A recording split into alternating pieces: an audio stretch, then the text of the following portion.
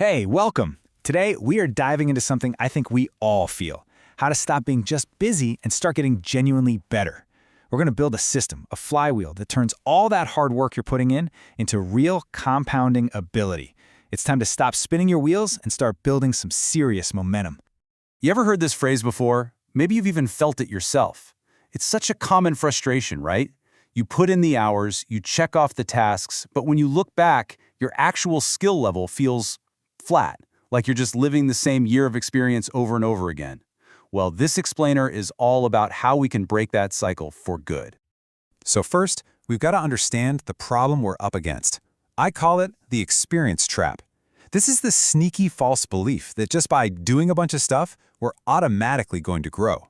But the reality is, a lot of us fall into these common traps where all our effort just doesn't translate into real, meaningful learning. And that trap often looks like one of these three roles. See if any of them sound familiar. First, you've got the beginner. This is the person who's always reading, always watching videos, always taking in information, but they never actually apply it. They're missing the skill of extracting real experience. Then there's the logbook keeper. They're great at writing down exactly what happened. It's like a diary of their work, but there's no analysis, no why. And finally, you have the problem spotter. This person is fantastic at seeing what's wrong. The problem is, they stop there. They don't have a strategy to actually fix it. Each one is busy for sure, but they're missing that key skill to turn busyness into ability. So, how do we get out of the trap? Well, it starts by knowing where the heck we're trying to go. This brings us to our very first tool, your compass. And no, I'm not talking about some dusty corporate tool. We're talking about setting powerful KPIs for yourself to navigate your own personal growth. So let's just be really clear on what a KPI is. It stands for Key Performance Indicator. I want you to think of it as your personal GPS. It's not some vague wish like, I want to do better. No, it is a specific, measurable value that tells you in black and white if you are on track to hitting your most important goals. It gives all your effort a crystal clear direction. And a good KPI isn't just any old number. It has to be smart. This framework is just brilliant for cutting through the noise. Is your goal specific enough that you know exactly what you mean? Is it measurable, so you can actually track it? Is it attainable? Is it realistic? Is it relevant to the bigger picture of what you want? And finally, is it time-bound? Does it have a deadline? This is the huge difference between I want to get better at sales and I will increase my sales conversion rate from 15% to 25% by the end of this quarter. See the difference? One is a wish, the other is a target. Let's look at a quick real-world example. There was this software company, a SaaS company, that was just totally stuck. Performance was flat, and it was because their only real goal was to increase revenue.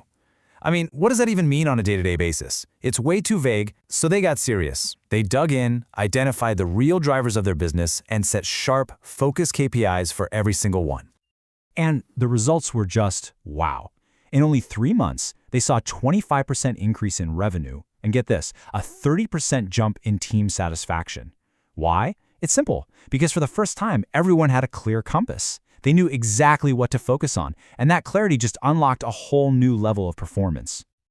Okay, so a compass is absolutely essential. But a compass is only half the battle. You can know where north is all day long, but if you're standing still, it doesn't do you much good. You also need an engine to actually power you forward, and that engine is a powerful concept called Fupan. Fupan. It literally means replaying the board, and it comes from the ancient game of Go. After a match, the players would sit down together and meticulously replay every single move, not to argue about who won, but to understand where were the turning points, where were the mistakes, what were the brilliant strategies. It is the ultimate after-action review, and it's designed for one thing: deep, systematic learning from your own actions. And let's be super clear about this. Fupan is not your typical painful project review. You know the ones I'm talking about? They're emotional, they get into the blame game, they're vague, and they just get stuck on complaining about the problems.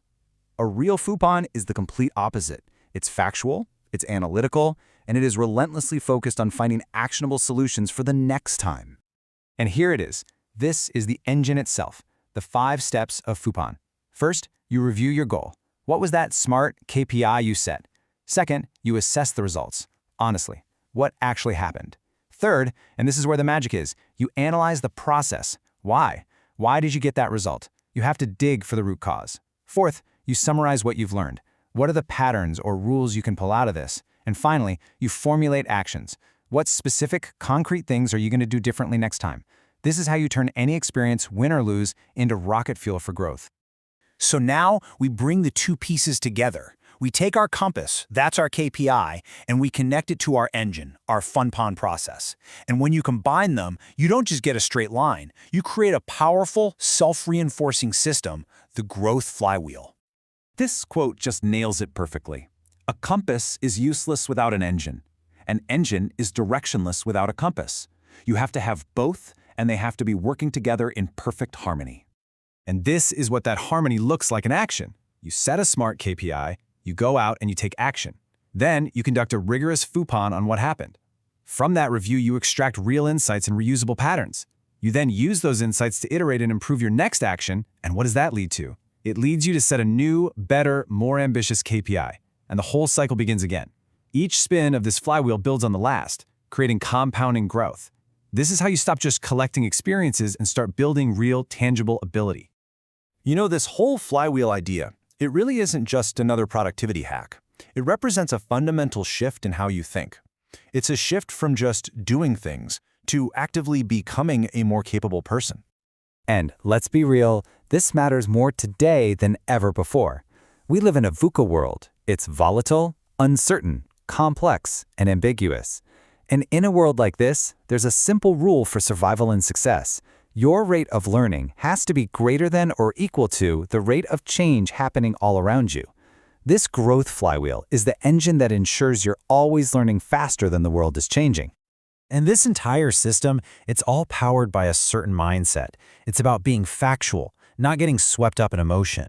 It's about reflecting on yourself, looking inward, instead of pointing fingers and blaming others. It's about focusing like a laser on the things you can actually control. It's about looking for reusable patterns, not one-off excuses. And most importantly, every single action has to lead to the next, better action. So I'm going to leave you with a challenge. Don't just let this be some interesting idea you heard.